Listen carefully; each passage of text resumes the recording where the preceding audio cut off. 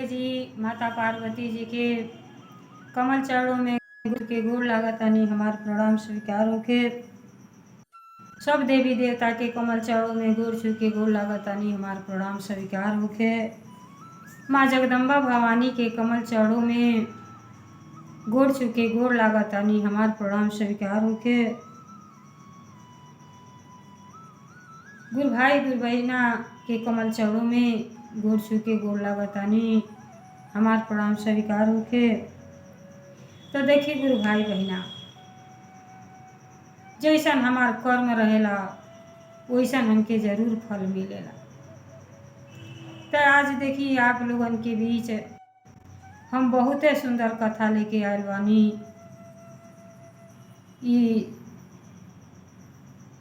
श्री चर्चा में कथा के माध्यम से हम अपने भोले जी के गुणगान और आप लोगन के ज्ञान के बारे में बतावल चाह रहल बानी। तो ये कथा हमार आप लोग पूरा सुनब, कथा के आधा अधूरा मत सुनब। काहे खातिर कि गुरु बहिना आप तो शिव भक्त हैं, तो अपने पिताजी के अपमान ना करब, कथा पूरा सुनब और आनंद उठाइब। हमार कथा आप लोगन के अच्छा लगी तो हमरे विधाता ज्ञान चैनल के सब्सक्राइब कर देब, ताकि हम फिर अगला कथा आप लोगन के बीचे यहो से अच्छा भोले जी के चर्चा गुणगान आप लोगन के आगे प्रस्तुत कर सकें। तो देखिए गुरु भाई बहिना, ये कथा आप लोग ध्यान से सुनब और आनंद उठाए। एगो राजा और एगो रानी रहल लोग। राजा रानी भोले जी माता पार्वती जी के भक्त रहल लोग, बहुते ज्ञानी रहल लोग और राजा के दरबार में सबके सदा सुखी रहल। प्रजा पर बहुते ध्यान रखत रहनी, केहू भूखा दुखा ना जा राजा के राज्य में। तो राजा रानी इतना अच्छा रहनी सभी कि अपने दुआरे पर शिव जी और माता पार्वती जी के मंदिर बनवले रहनी।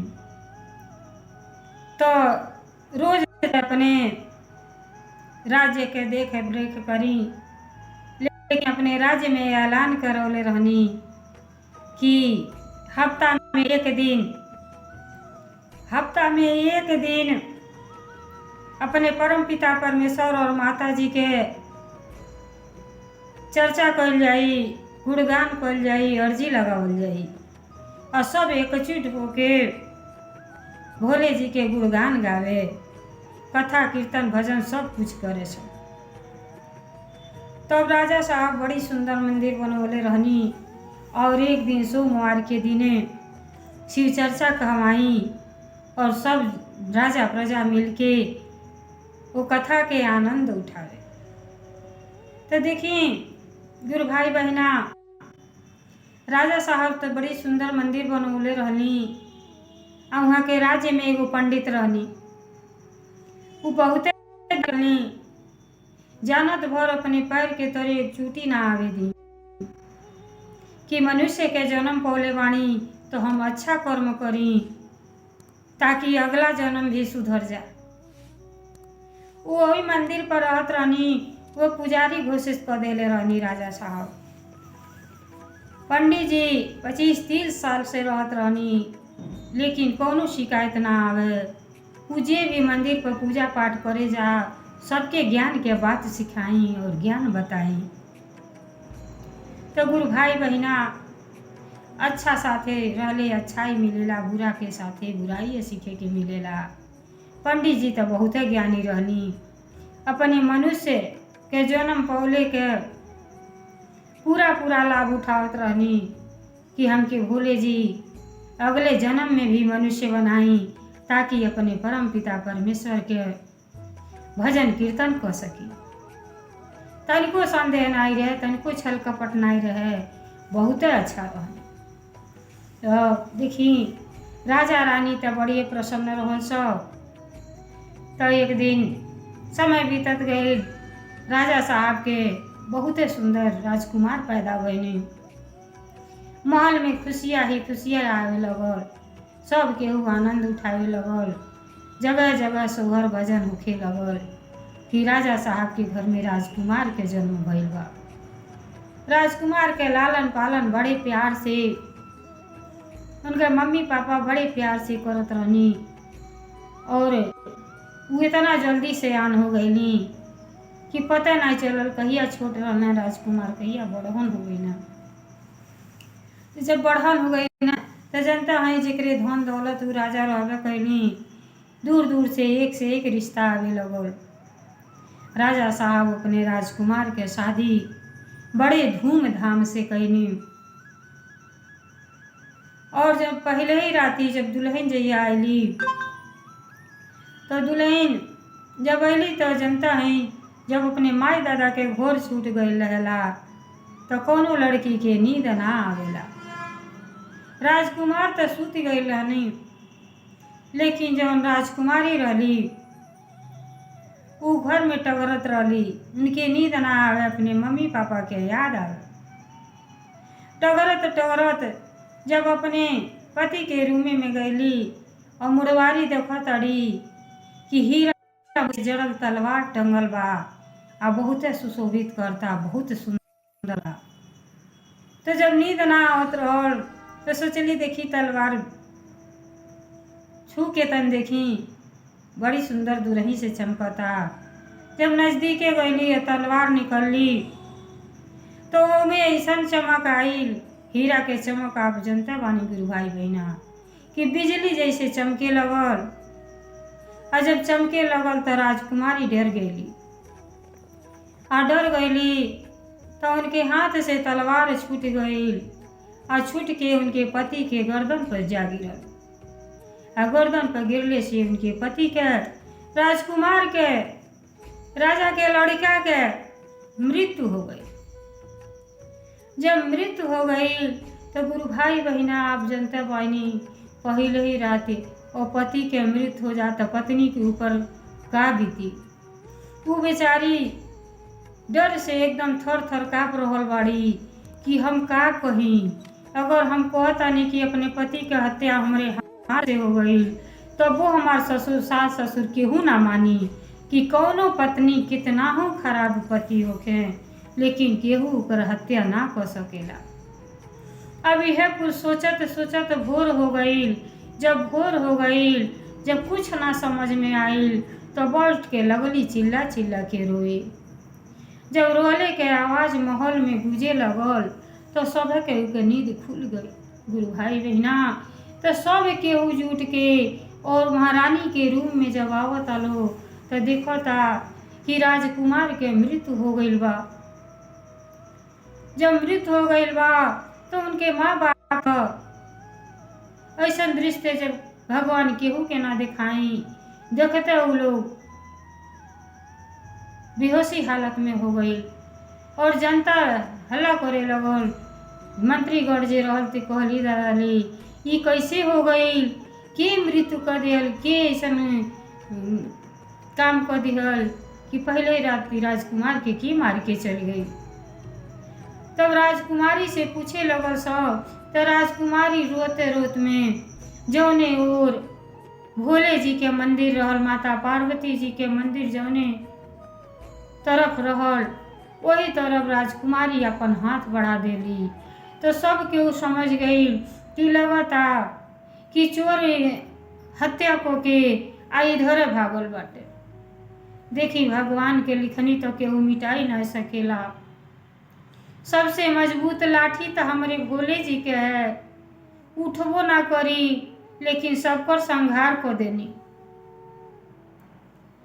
अब सब मंत्रीगण जब जौने और इशारा कैले रहली राजकुमारी वहरे सब चोर के तलाश में निकल गई। जब तो चोर के तलाश में निकल गए लोग तो देखता लोग कि वो पंडित जी जौन रहनी उहे मंदिर में जाके और भोले जी के पूजा करत रहनी। काहे से शुभ मुहूर्त में ब्रह्म मुहूर्त में उठ जाई और सवेरे पूजा पाठ शुरू कर दी, भोले जी के सेवा भाव शुरू कर दी। अब जब ले देखल लोग पंडित जी मंदिर में बैठ के पूजा कर रहल बानी, तो सब मंत्रीगण कहता हो न हो यह पंडित राज हत्या कैले बानी। अब वो लोग राजकुमार के हत्यारा समझ के पंडित जी के पकड़ के लोग वो बेचारा कहत हमके कहाँ लोगन ले जा रहल बाड़ा, अरे पूजा तो कर ले दो। कहला नहीं नहीं, अरे तू ढोंग कर रहल बाट, तू तो हत्यारा हो, राजा के लड़का के हत्या करके और मंदिर में बैठ के पूजा करत बाड़ा। वो बेचारा कहला कि लगला झरझर आंसू गिरे लगल। कहला राजा साहब हमरे पर यकीन करी, हम आपके नमक खैले बानी और नमक हलाली हमरे किस्मत में ना है, हम ऐसा कबो ना कर सकेनी कि हम राजकुमार के हत्या कर दी। वो हमार का बिगड़ले रहनी है, हमरे पर यकीन करी। लगला विनय करे, हाथ जोड़ के प्रार्थना करे। लेकिन राजा साहब तो ये जानते रहने कि 25-30 साल से ही पंडित जी हमरे मंदिर में रहनी आ कोनो शिकायत कबो ना आइल, ऐसा कार तो नहीं हो सके। लेकिन जनता बानी अगर एक आदमी अच्छा बा और के 1000 आदमी बुरा कहे लगी तो बुरे नज़र से सभी केहू देखे लगी। अब सब केहू मिल के कहता कि राजा साहब आप अपने लड़का के मरने के बाद आप पागल हो गए हैं, आखिर इतनी रात के की कहाँ से चोर आई, ये हत्यारा ये हम, इनके जान से मार दी नहीं तो कहीं और दुर्घटना को दी है। अब राजा साहब के कुछ ना सूझता, बेचारा का कहने कहला नहीं। देखिए आत्मा को वो झूठ ना बोले ले, राजा के आत्मा ही नहीं कहता कि यह हमारे लड़का के मर ले हैं। लेकिन प्रजा के बात सुन के राजा जी कहना कि मृत्यु दंड ना दिहल जाई, जौने हाथ में तलवार लेके हमरे लड़का के मृत्यु कैले बाना वह हाथ काट दिहल जा। राजा साहब आदेश दे दिए ना। पंडित गिड़गिड़ाता रह गए न, लेकिन पंडित पर केहू यकीन नहीं कोई। पंडित जी के हाथ काट दे हलो। अब बेचारा दम दुखित हो गई न, जेकर हाथ कट जाई। हाथ तो शरीर के सबसे कीमती अंग है। वो बेचारा रोवत बिलखत राज्य के छोड़ मंदिर में जाके भोले जी के शिवलिंग पकड़ के लगला रोए और कहना हे भोले जी अब हम यहाँ से 1 मिनट ना रुक सकेनी, का हमसे ऐसा भूल हो गई कि हमें राजा साहब ऐसा दंड दे देनी। हम तो सपनों में एक चूटी के ना मरले रहनी हई, जब से मनुष्य के जन्म बोले बानी हम तो अपन पुण्य कमैले के चक्कर में बानी। का ऐसा पूरे जन्म में पाप कैले बानी कि हमके ऐसा दंड मिल गया। अब पंडित जी वहाँ से राज्य छोड़ के गुरु भाई बहना वो चल देनी। सब देखी जब हर जगह से निराश हो जाला आदमी तो या तो मंदिर में जाला नहीं तो अनाथ आश्रम चल जाला। लेकिन वो इतना दुखित रही, वो पंडित जी के अपने प्रश्न के उत्तर चाहत रहनी कि केहू ऐसा बढ़िया संत महात्मा मिले कि वो से पूछी कि हमसे का गलती भइल बा। अब चलते चलते ब्राह्मण देवता अयोध्या नगरी में पहुंच गए नी, राम नगरी में पहुंच गए नी। सुनले रहनी कि वहाँ एगो संत रहे नी, वो बहुत महात्मा जी, वो बहुत अच्छा बात बतावे नी, आगे पीछे के सब बात जाने नी। अब जब ब्राह्मण देवता संत जी के घर में गए नी तो संत जी नारायण ने उनको पत्नी और पत्नी अंदर से निकाली तो वो अपने पति के इतना खरी खुटी सुनावे, गाली गुप्ता दें कि एकदम असहनीय रहे। जैसे ब्राह्मण देवता पूछत हैं कि संत जी कहाँ बानी, हम वहाँ से मिले आए हैं महाराज जी से, तो उल्टा सीधा लगली बके। जब उल्टा सीधा बके लगली तो ले कुछ देरी के बाद वो संत जी आ गई। और संत जी जे आईली ते उनका पत्नी खोरी खोटी सुनावे लगली, गाली गलौज एकदम बके लगली। और संत जी चुपचाप सुन रहल बानी, कुछ ना बोलत हैं। तब ब्राह्मण देवता बहुते आश्चर्य में पड़ली कि हे भगवान, संत जी इतना महात्मा, इतना ज्ञानी, तेकर पत्नी ऐसा, इतना खराब पत्नी बाड़ी कि सेवा कैले के जगह ई गाली गलौज करताड़ी। पति तो परमेश्वर बोले, ऐसा स्वभाव तो पत्नी के ना होखे के चाही। वो ब्राह्मण देवता चुपचाप देख रहल बाणी। ओकरे बाद संत जी कुछ ना बोलनी और अपने आसन पर जाके बैठ गईनी। जब बैठ गईनी तो कहनी कि ब्राह्मण देवता आई, आप बैठी और कहीं आपन कुशल कि आपका हाल चाल का बा। अब ब्राह्मण देवता बैठ गईनी, कहतानी हमहू तो कुछ प्रश्न लेके आपके पास अइले बानी, लेकिन पहले आप अपन हाल चाल बताएं कि आप कैसे बानी। इतना संत महात्मा होते हुए आपके पत्नी इतना रद्द, ऐसा शब्द कटु बोलताड़ी कि केहू के बर्दाश्त ना होखे। ऐसा काहे हो रहल बा। तब संत जी कहली कि हमरे पत्नी के कौनो दोष नहीं थे। पूर्व में जन्म में, पहले जन्म में हमन के पाप कोइले रहनी जा। उ जौन हमार पत्नी बाड़ी गाय रहली, आ गाय में ब्राह्मण देवता जनता बानी कि सब देवी देवता के वास हो। और गाय के पीठी पर फोड़ा भइल रहल और में कीड़ा पड़ गई है। आ हम कौआ रहनी, उ जंगल में घास चरत रहली चारा। जब देखनी कीड़ा में तब रोज चोच से उनके वो फोड़ा पर मारी हमके आनंद आवे और बेचारी के घाव सही ना जाए। लेकिन हम पक्षी जाते हमके मरलही में आनंद आवे उनके, और जैसे हम मारी वैसे वो बेचारी तड़फड़ा उठे। हमार स्वभाव बन गई है कि उनके परेशान करेगी। अब बेचारी हमसे तंग आ गई लली। बस एक दिन हम फिर गईनी और उनके पीठी पर जैसे चोच मरनी, वो चोच हमार वही में फोड़ा में फंस गई। अब वो बेचारी इतना तड़फड़ाए लगली कि न जियले में रहे न मुहले में। अब बेचारी छपटियाए लगली और वही जंगल के किनारे भोले जी के जटा से जौन गंगा मैया निकल रही, वह गंगा मैया बहल रहली। तो जनता है गाय और गंगा एक के समान होली। अब गाय के दिमाग में आयल कि अब जियले में कोनो फायदा नहीं है, बहुत हम धर्म संकट में बाणी, हे बहिन हमार रक्षा कर। और गौ माता का कैली अपन जान बचावे खातिर सोचली पानी में हल जाई तो कौआ के हमार साथ छूट जाई, कुछ हमके राहत मिल जाई। जैसे पानी में हलत है छपटियात है, हलत है छपटियात है, तेज बहाव में पड़ गईली। और गौ माता तेज बहाव में पड़ले से गौ माता और कौआ के दोनों जनी के मृत्यु हो गई। जब दोनों जनी के मृत्यु हो गई तो वो ब्राह्मणी भैली और ये संत हो गईनी। फिर दोनों जनी के मिलन हो गई बा। तो देखी पूर्व जन्म के हमार पाप है, हम बहुत इनके तंग कैले रहनी, आ जितना तंग कैले रहनी उतना तो हमें मनुष्य होके अब भोग ही के पड़ी। तो जब पूरा हो जाई तो हमार पत्नी अपने आप सही हो जाई हैं और फिर अच्छा से रह लगी हैं, ऐसा व्यवहार ना करी हैं।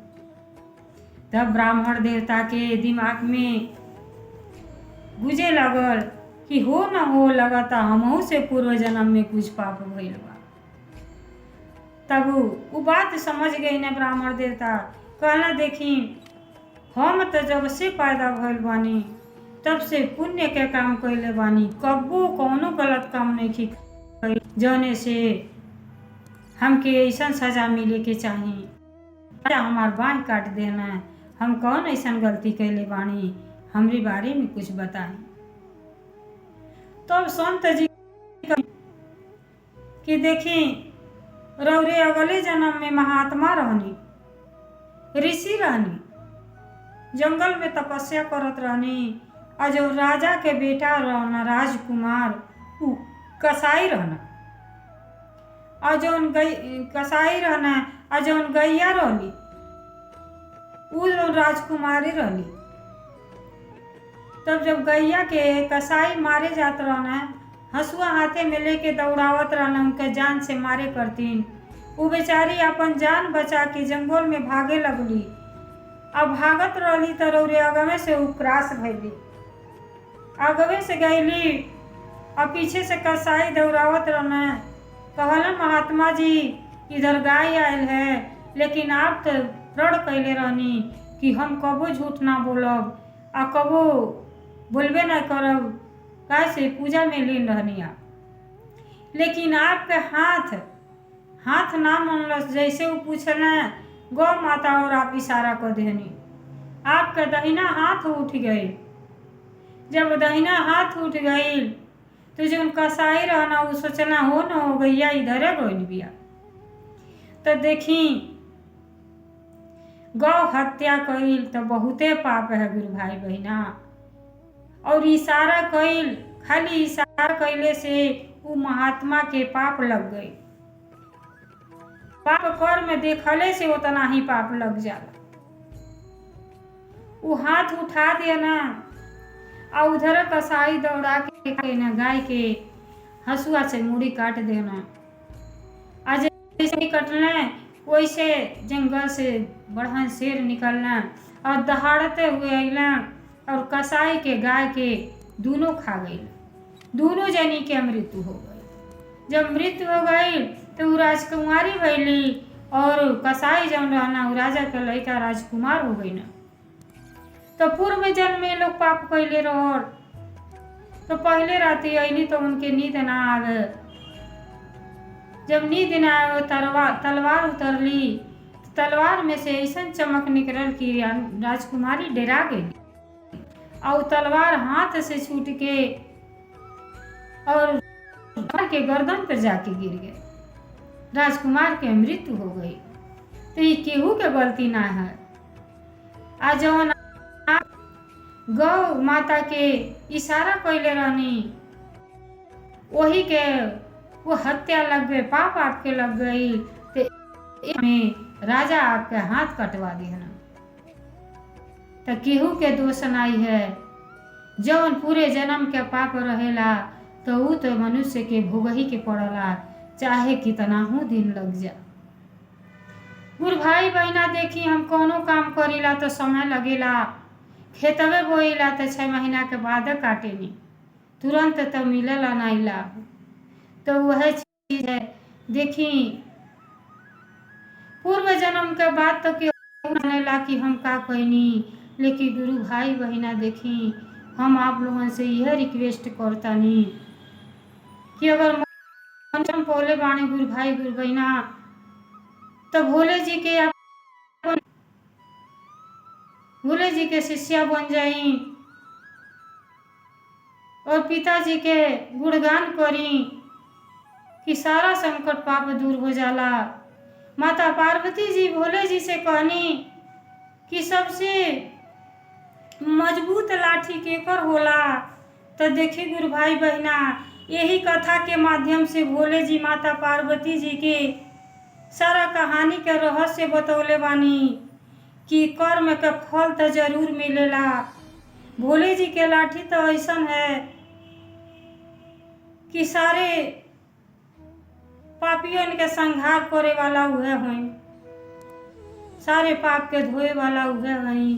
तो कहे ना हम अपने भोले जी के गुणगान गाई, भोले जी में लीन हो जाएं। कुछ समय निकाल के जरूर याद करी कि पिताजी हमारा उद्धार कर दी और ज्ञान दी। तो देखिए गुरु भाई बहना कथा के माध्यम से हमके यह सीख मिलेला कि हमके कैसे रहे के चाहिए। तो ये कथा हमारा आप लोगन के अगर अच्छा लगल हुई तो हमारे विधाता ज्ञान चैनल के सब्सक्राइब कर दे और ये अच्छा कथा हमार आधा अधूरा न सुनब। पूरा कथा सुन के आनंद जरूर उठाए और फिर कमेंट में लिखब तो हमें खुशी हुई। और फिर एहू से अच्छा सुंदर भोले जी के महिमा के गुणगान आप लोगों के बीच में बैठ के कह सकी। भोले जी आप सब पर दया और कृपा बनाले रही। हर हर महादेव, घर घर महादेव।